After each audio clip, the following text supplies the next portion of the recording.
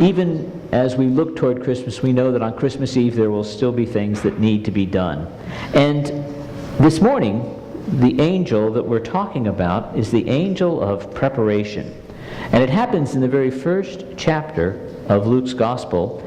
And it's way more than you want me to read to you right now. So I'm going to give you a brief synopsis. You can get your own Bible out later on and read it to see the whole story, but I'm going to give you as quick a handing as I can. You see, Luke's Gospel really begins with the birth of John the Baptist. And it's kind of a prequel to the birth of Jesus. The story is one that we usually jump over as we get ready to celebrate this particular holiday. But it's really got some pretty good stuff in it. You see, John's birth is a miracle just as well as Jesus's. And it happens to an older couple. The couple's names are Elizabeth and Zachariah. Elizabeth is the cousin of Mary, and Zachariah is a priest at the temple in Jerusalem. These two have been married for a long time, and they have not been able to have any children. And so one evening, Elizabeth is visited by an angel and told that she will become pregnant. And so when she goes and tells her husband that this impending pregnancy is going to happen, his response is to kind of poo-poo the whole discussion. What are you talking about? We are old. It ain't going to happen. And so an angel is sent to meet with Zachariah for this particular wonderful serendipitous surprise. The angel catches him as he's preparing for worship. And if anybody knows about preachers, the worst time to talk to them is when they're preparing for worship, just minutes before they're on stage. That's why very often you hand me a note and I garble it up completely. But in this case, Zachariah is there, and the angel kind of catches him by surprise and tells him that the forthcoming son that he's going to have will be the forerunner of the Messiah. He, that child, will prepare the world for the arrival of someone who will actually change the world.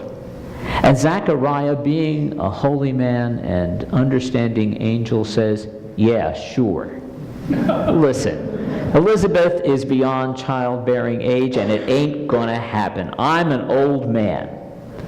And for that kind of response, the angel comes back with another response. Zechariah, you're not going to be able to say a word until that baby is born, and you name him John. And Zechariah shakes his head, sure. Well, he gets out front, begins the process of worship, and he's unable to make a sound. So I can just imagine him saying there, playing charades, pointing to his head, trying to tell them that he's lost his voice, that he's met an angel. Nothing. Everybody kind of says something must have happened in the back room that was pretty amazing, but he's stuck. They realize he's had a vision, but they don't know what.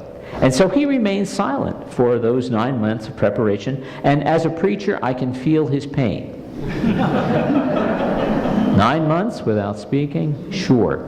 And so finally, the baby is born, and Elizabeth has this beautiful little boy, and she tells everybody that she's going to name him John. And they're all shocked because he's supposed to be named after his father. So they go running to Zechariah to get his reaction. And I can just see him shaking his head and motioning to his ear. Sounds like yawn. No. Finally, he writes it down. His name is to be John. And the next moment, he's able to speak. He's been prepared for the arrival of this amazing child.